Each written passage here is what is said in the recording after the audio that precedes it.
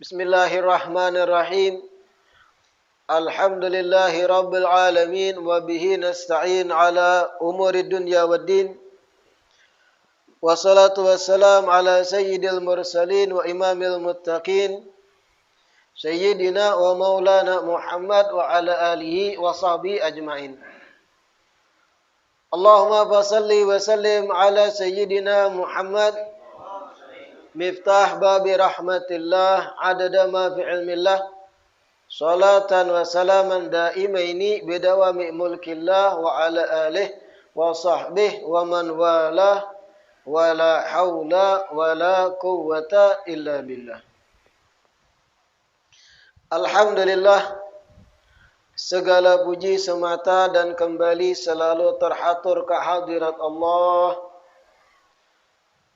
yang tiada henti melimpahkan nikmat sehat, nikmat afiat, nikmat panjang umur kepada kita seberataan sehingga kembali berkumpul di majlis ilmu ini sama-sama mengharap ridha-Nya, mengharap ampunannya, mengharap agar dengan sebab kegiatan majlis ini Allah permudah urusan-urusan akhirat kita dan urusan dunia kita. Amin ya rabbal alamin. Kitab kita Lubabul Hadits, pertemuan terakhir tuntung membaca bab yang ke-24. Bab keutamaan kefakiran.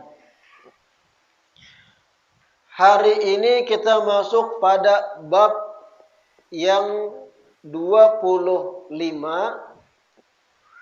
Al-Bab Al-Khamis wal-Ishrun, bab yang sangat luar biasa penting dipelajari para bujangan. Fi fadilatin nikah, bab keutamaan menikah. Pasang telinga baik-baik. Sebelum kita memulai bab keutamaan menikah, pertama, apabila kita mencoba menganalisa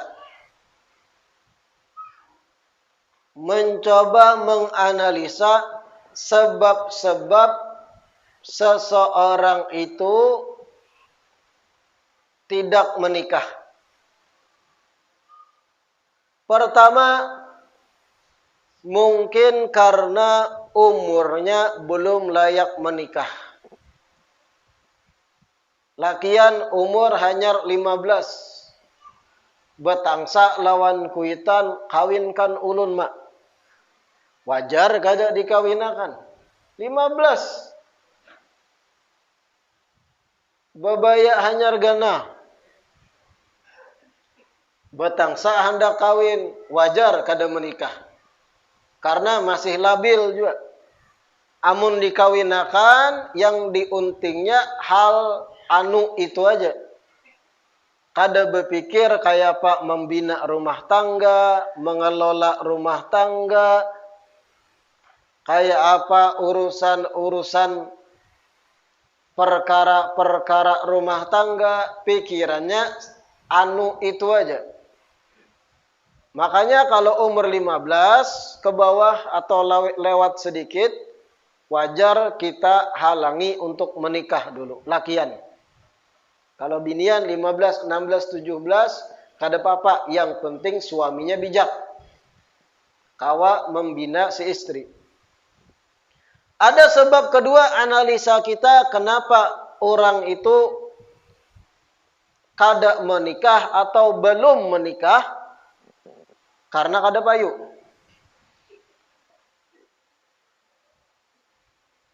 Ini analisa lapangan. Kenapa kada payu? Banyak faktor. Kelakuannya kadang. Riwayat perjalanan hidupnya banyak cacat. Ketahuan mencuntan sempak tetangga contohnya. Aib. Sampai ketahuan kisah kemana-mana. Sehingga tidak ada wanita manapun hakun mengawininya. Atau faktor kedua. Bukan karena inya ada riwayat hidup yang cacat. Tapi karena memang kada nyaman dilihat. Kada bisa memelihara kebersihan diri. Mandi seminggu sekali contohnya. Wajar lambat menikah karena kada bisa memelihara urusan kebersihan luar badan. Atau faktor lain kenapa kada menikah atau belum menikah karena finansial. Karena apa? Karena memang belum tak kumpul duit gasan menjujur. Gasan untuk ongkos urusan pernikahan.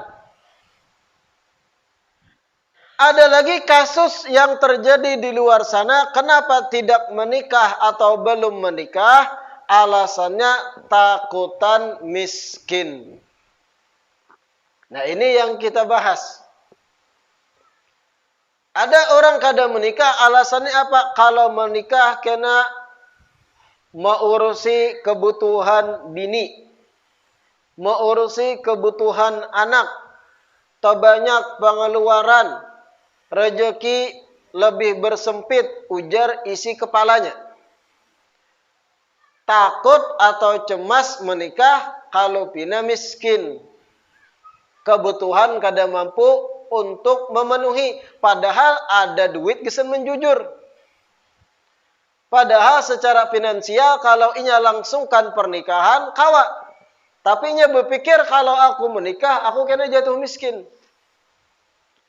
Ini diwanti-wanti dalam satu riwayat ujar Rasulullah, man taraka tazwij makhafatal ilati falaysa minna.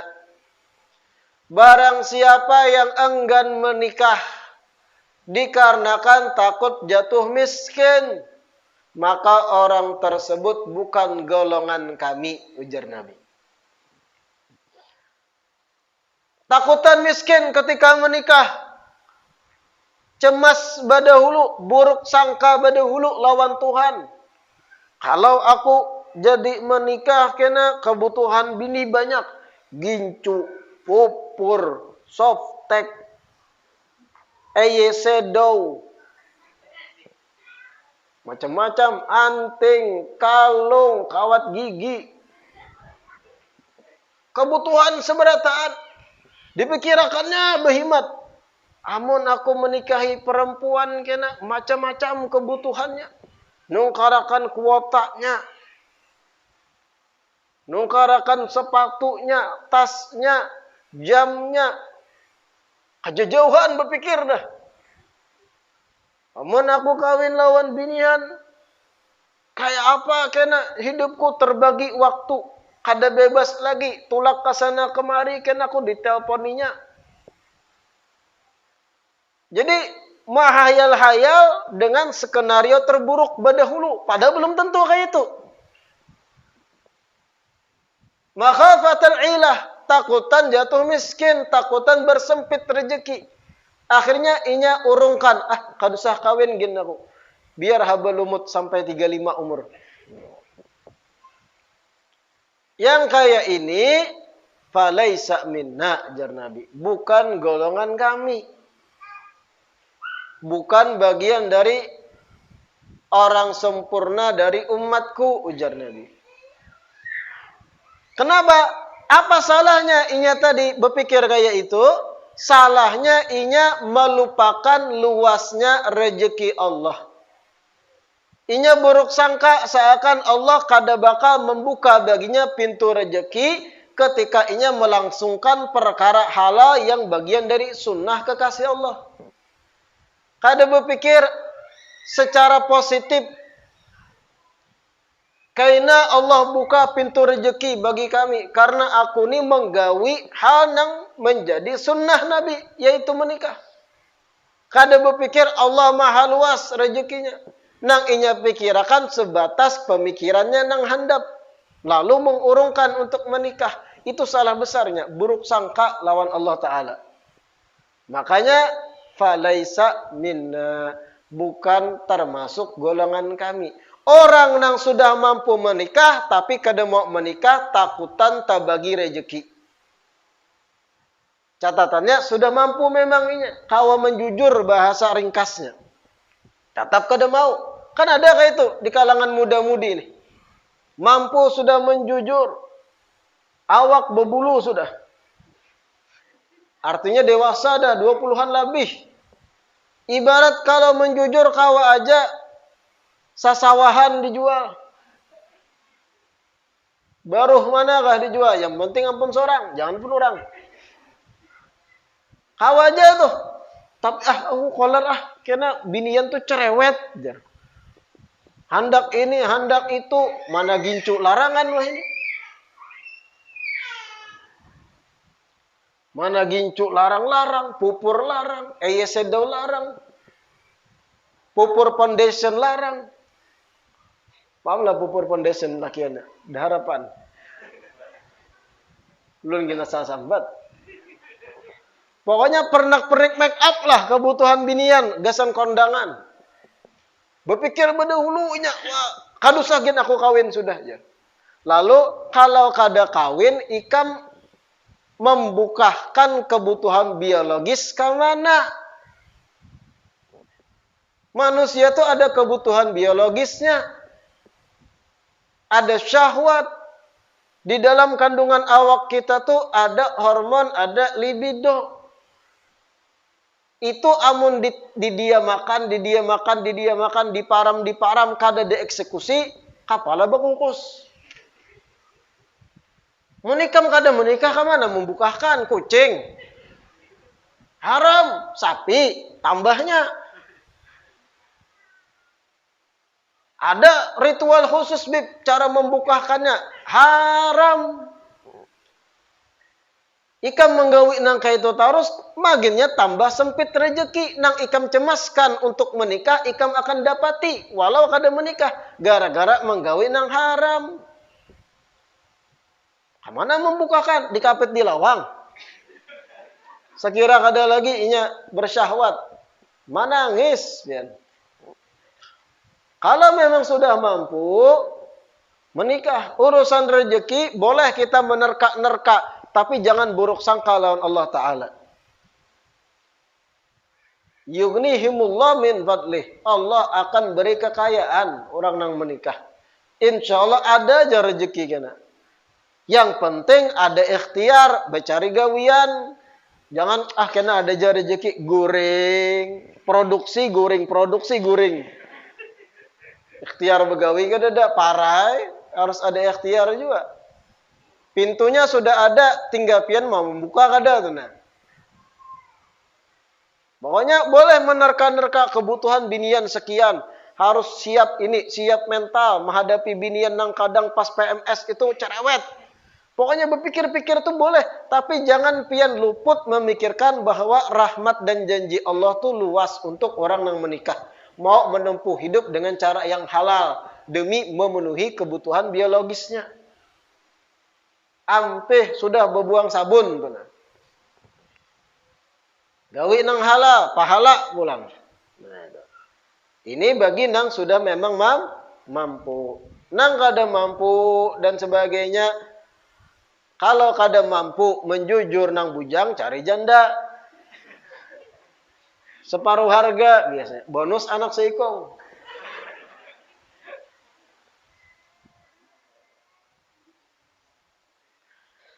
Hadits pertama, qala Nabi alaihi assalatu wassalam, at-tazwiju barakatun. wal waladu rahmatun. Fa akrimu auladakum.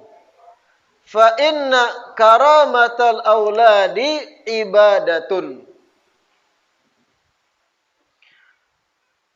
Hadits pertama ujar Nabi, at-tazwiju barakatun. Menikah itu berkah. Menikah itu berkah. Wal waladu rahmatun. Dan anak itu adalah rahmat. Anak yang terlahir karena pernikahan itu rahmat.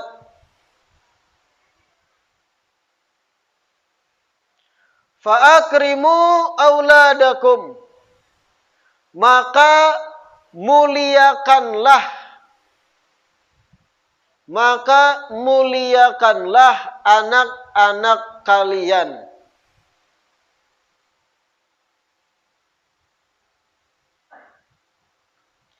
Fa inna karamatal auladi ibadatun.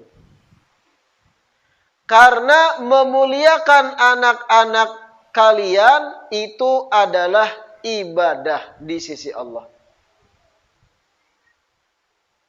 Karena memuliakan anak-anak itu adalah ibadah.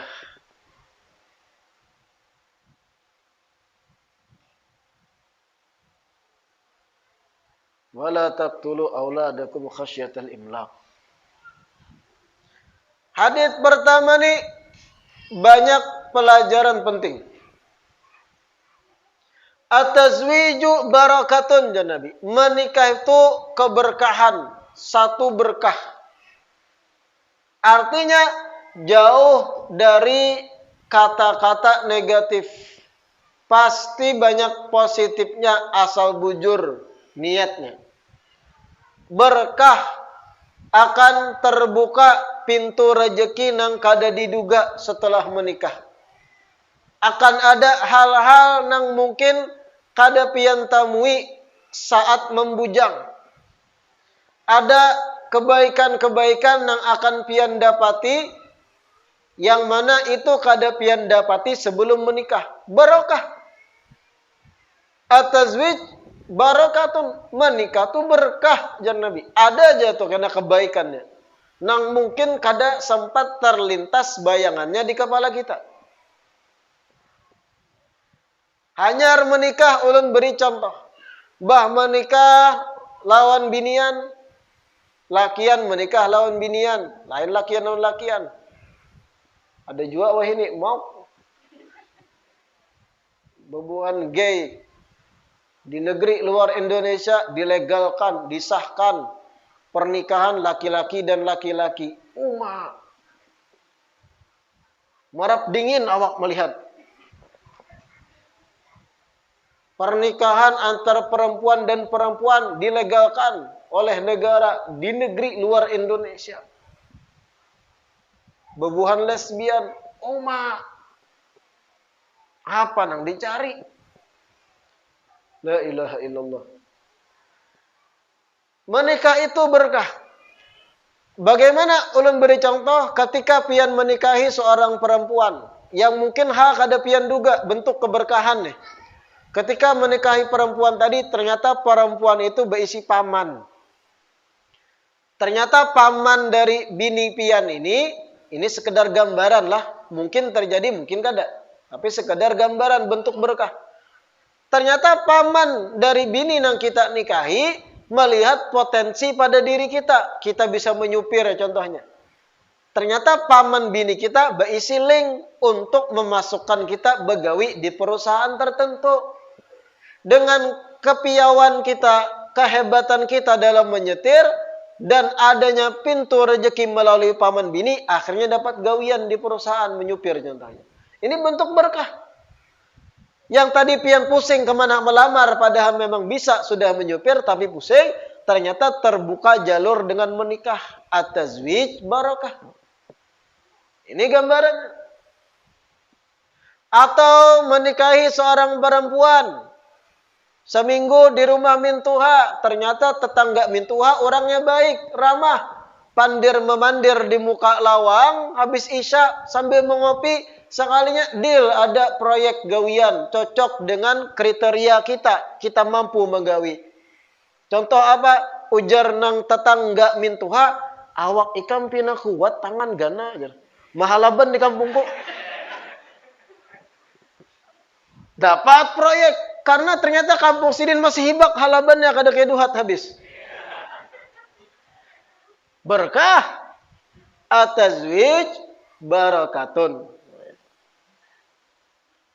Wal waladu rahmatun. Anak itu adalah rahmat dari Allah. Nah ini penting. Yang kita sayangkan saat ini, zaman sekarang, ada istilah-istilah yang seakan merendahkan status anak-anak. Kekanakan rami pinggir jalan, kita lagi menyupir. Mau benar bebuhan ratik kelambuni. Iya nggak ada?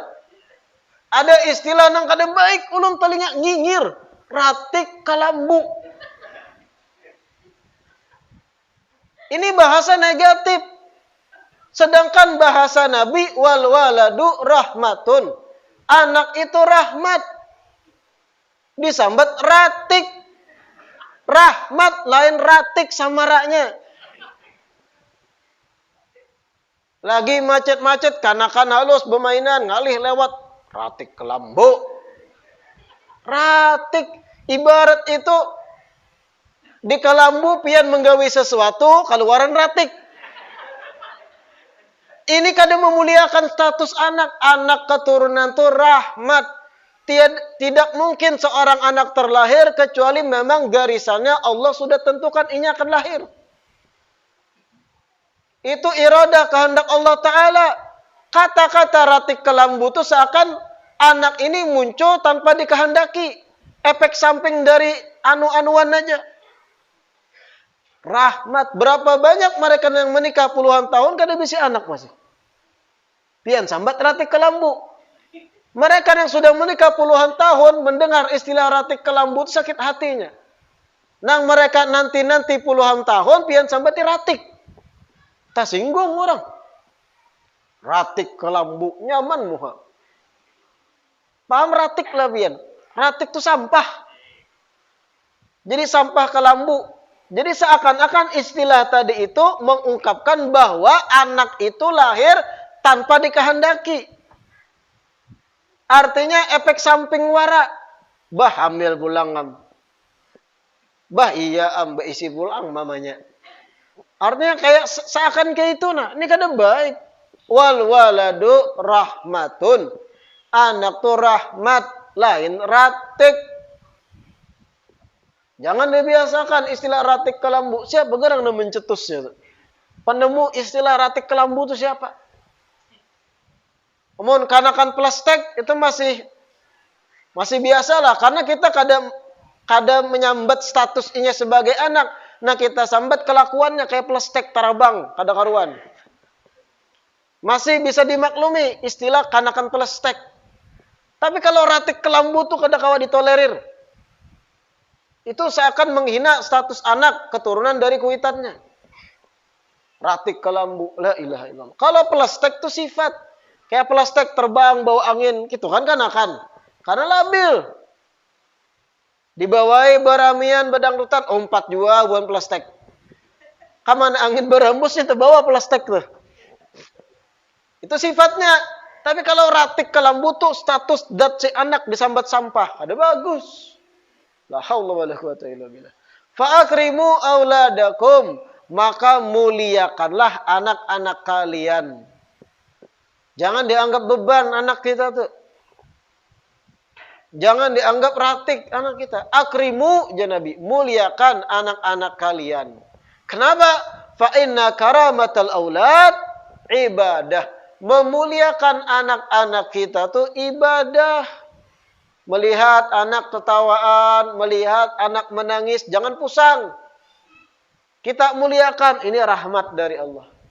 Kita memuliakan anak kita yang memang belum sampai cara berpikirnya kada sampai kayak kita dewasa. sedikit-sedikit menangis, sedikit-sedikit merengek, cerewet. Memang itu kanakan karakternya. Mun ada kanakan di bawah 5 tahun sudah pintar berhitung, itu ganjil. Kanakan di bawah 5 tahun kayak orang tua, mau ngopi berokok sudah. Kita nang pusang. Tapi kalau menangis, merengek, betangsa, nukar mainan, itu biasa. Akrimu auladakum fa inna karamatal aulad ibadah. Muliakan anak-anak kalian. Karena memuliakan anak itu bentuk ibadah. Kayak apa bentuk memuliakan? Sayangi. Kalau ada duit berlebih, tukarakan mainan. Kalau ada kawat nukar mainan, ulahakan, memotoran, betetarik pakai kayu, pakai halaban. Bahari zaman ulun, bahari mainan ulun truk kayu diolahkan oleh abah-abah. Tarik pakai tali rapia. Himong sudah kanakan. Itu termasuk bentuk memuliakan anak keturunan, anak kita. Ibadah itu bukan hal yang sia-sia kada dinilai apa-apa. Di sisi Allah ibadah. Bawa anak kita berjalanan, jangan dikuhup di rumah. Tempat-tempat yang parak, taman poska. Murah meriah sudah. Hati-hati hirai burung. Memuliakan anak ibadah. Intinya itu. Himungakan anak kita. Itu ibadah. Jangan dikuhup. Jangan dimamai kanakan. Stresnya. Lalunya keterbelakangan kena. Psikologinya sudah dari halus dimamai terus. Dimamai terus. Kena bersosial lawan makhluk ketika dewasa gagap. Kada bisa bermasyarakat. Gara-gara pian dari halus pian tekan terus. Hadis kedua, qala alaihi assalam, an-nikahu sunnati. Faman raghiba an sunnati falaysa minni. Nikah adalah sunnahku, ujar Nabi.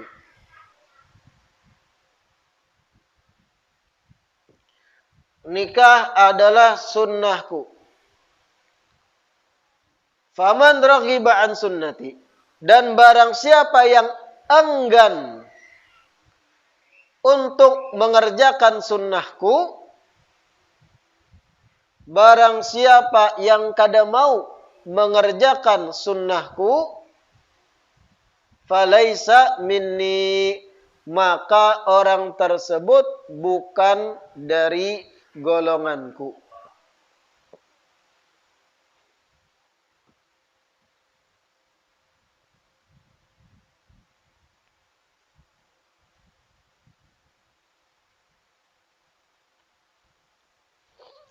Nikah adalah sunnahku, ujar Nabi. Maksud sunnah sini dikatakan tariqati, nikah itu adalah bagian dari ajaranku. Bagian dari syariat Islam. Barang siapa yang kada mau menggawinya dengan alasan yang kada diterima, alasan takutan tadi miskin dan sebagainya, falaisa minni, maka bukan dari golonganku, ujar Nabi. Hadits ketiga, al-harairu salahul bait wal ima'u fasadul bait. Wanita-wanita merdeka itu, wanita-wanita merdeka itu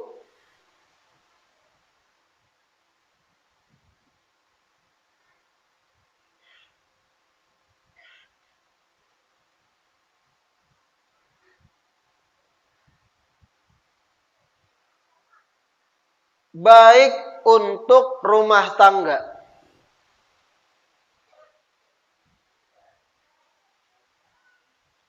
Baik untuk rumah tangga.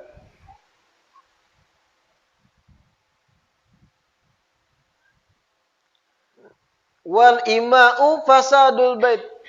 Dan wanita-wanita budak itu wanita hamba sahaya atau budak. Wanita hamba sahaya itu merusak rumah tangga.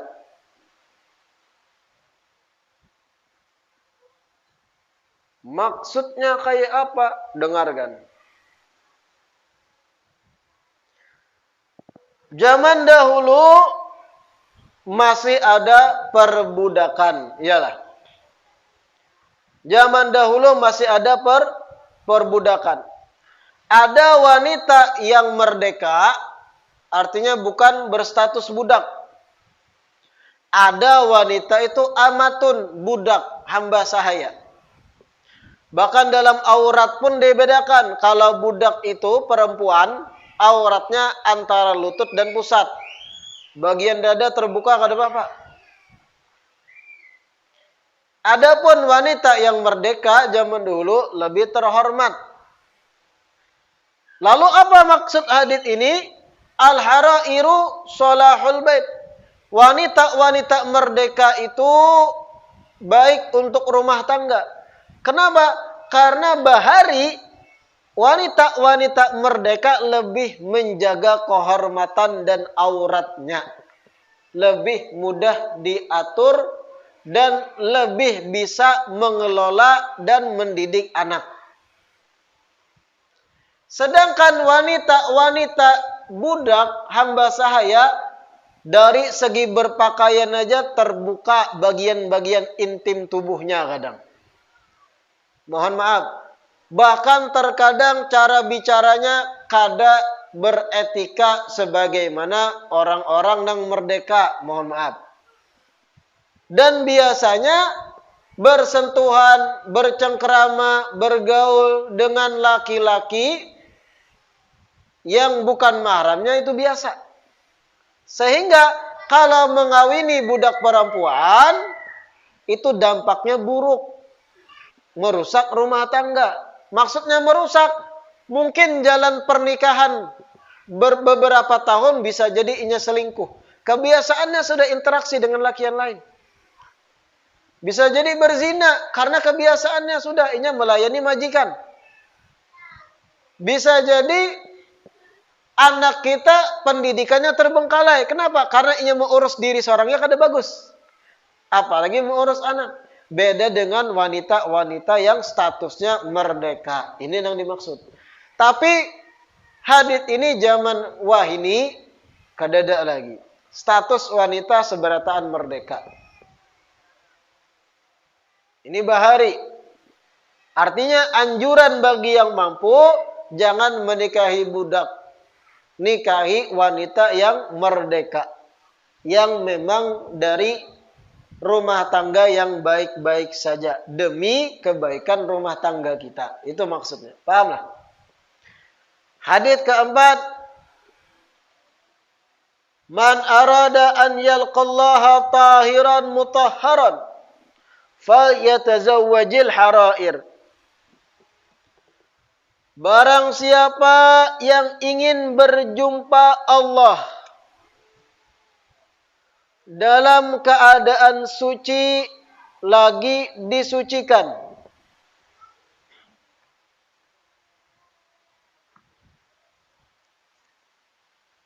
Barang siapa yang ingin berjumpa dengan Allah dalam keadaan suci lagi disucikan,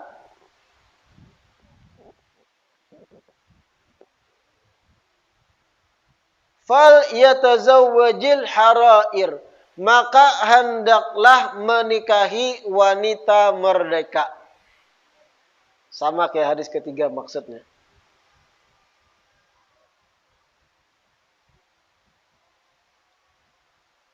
Barang siapa yang ingin berjumpa Allah dalam keadaan suci mensucikan. Suci dan disucikan, mohon maaf. Maksudnya barang siapa yang hendak meninggal dalam keadaan bersih, kadada beban yang ditinggal, maka kawinilah wanita-wanita yang merdeka. Kenapa? Karena kalau kita meninggal dan bini kita kalangan dari wanita merdeka, insya Allah anak-anak keturunan kita lebih terjaga, lebih lurus daripada kalau kita menikahi wanita budak kemudian meninggal. Bisa jadi anak kita telantar urusan pendidikan agamanya. Beban bagi kuitan dikubur. Sehingga tidak dalam keadaan suci lagi, disucikan berjumpa Allah ketika wafat. Nah, ini anjuran memilih wanita yang baik-baik pada intinya. Jangan sembarang memilih binian. Ini salah satu yang bisa dipetik dari hadis ini. Kalau pian hendak bersih, hendak nyaman urusan keagamaan pian, nikahilah wanita baik-baik. Kayak itu intinya. Jangan mengambil binian, nang mana binian tu nakal. Anu bipai bungas, seksi. Pokoknya kayak artis sudah. Ulun kada peduli, ingat nakal kah kada kah. Itu sekedar masa lalu. Pret. Masa lalunya bisa berbulik. Kalau sudah jadi kebiasaannya. Mohon maaf, PSK, bungas, cantik. Tapi sudah ampih ketika ulun kawini. Itu masa lalunya. Lebih baik kita fokus masa depan. Masa depan ini selingkuh pulang. Sudah jadi kebiasaannya begawi kayak itu. Pian kawini. Salah pian. Kadang memilih dari kalangan yang baik-baik. Cari perempuan yang keagamaannya baik, pergaulannya baik, walau bukan lulusan pesantren, walau kada apa-apa, yang penting biasa bergaul dengan orang baik. Kayak apa inya di kampungnya, kayak apa responnya terhadap majelis taklim, semangat kada belajaran. Jangan yang dilihat bungasnya aja. Wah, bahenol bipai. Bah, kada rugi menjujur 20 juta ulun je. Ruginya kena mbah 10 tahun kawin. Nya bosan lawan pian tinggalkannya pian. Kenapa? Imannya kada ada. Asal pilih pian.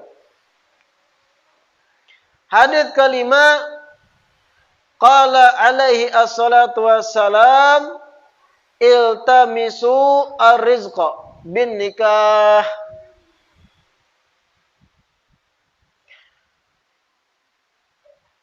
Carilah tambahan rezeki.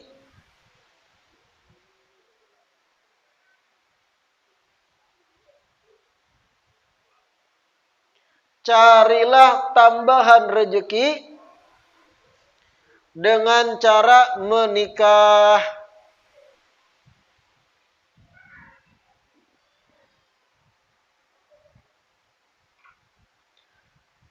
Carilah tambahan rezeki dengan menikah.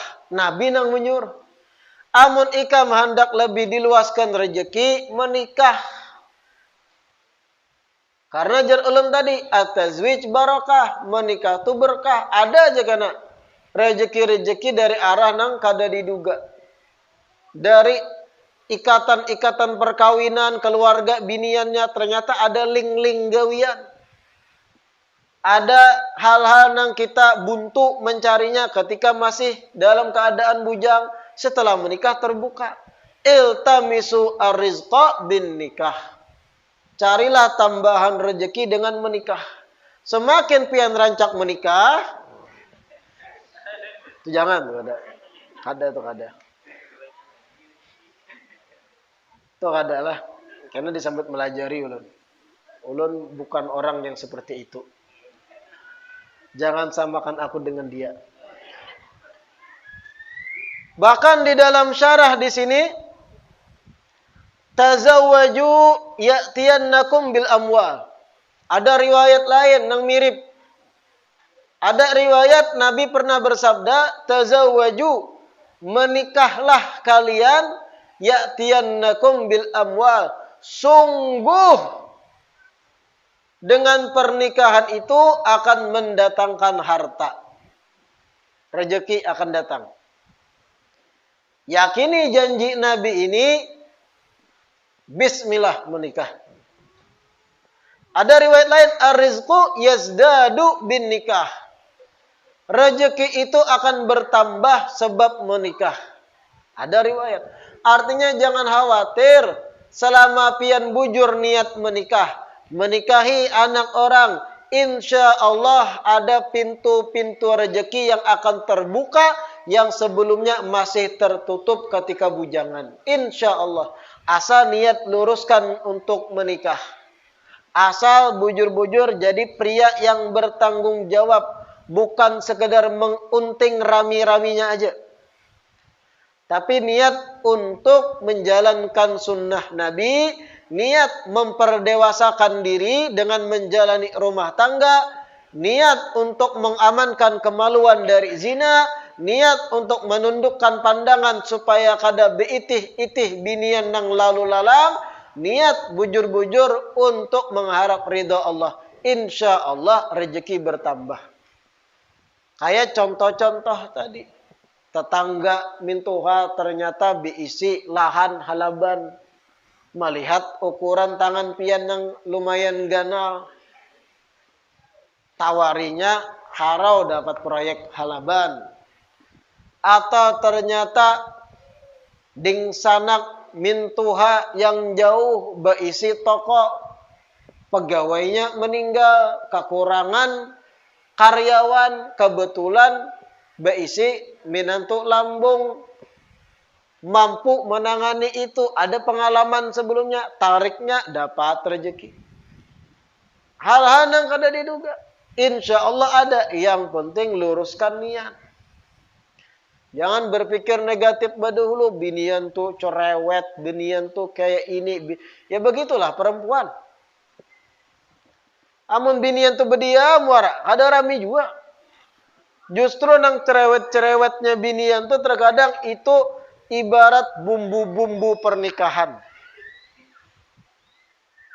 Mun kada ada kayak itu kada rami. Coba aja pian menikah 20 tahun kada pernah bekalahi pandir tuh kada rami lalu.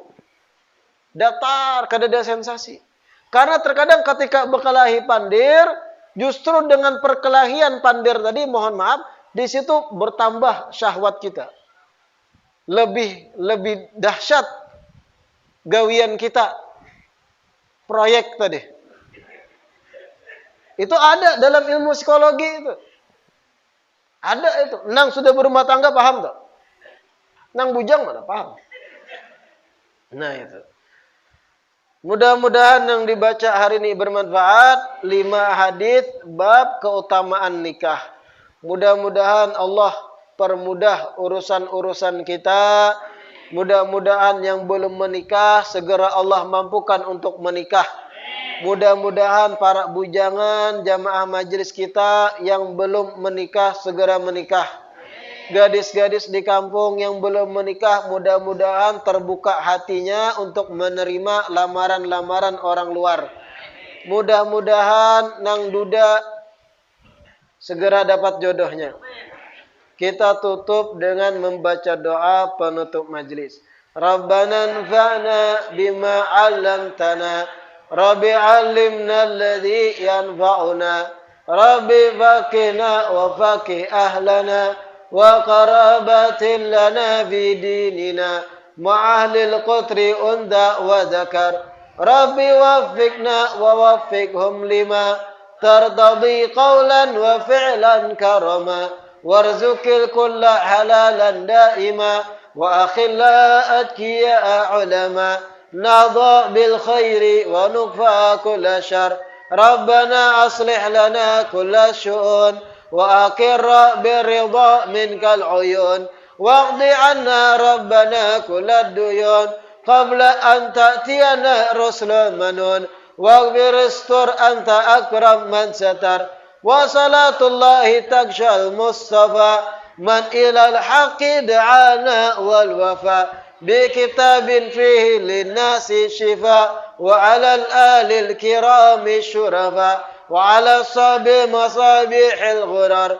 اللهم اهدنا بهداك واجعلنا ممن يسارع في رضاك ولا تولنا وليا سواك ولا تجعلنا ممن خالف أمرك وعصاك وحسبنا الله ونعم الوكيل ولا حول ولا قوة إلا بالله العلي العظيم وصلى الله على سيدنا محمد وعلى آله وصحبه وسلم والحمد لله رب العالمين تقبل الله منكم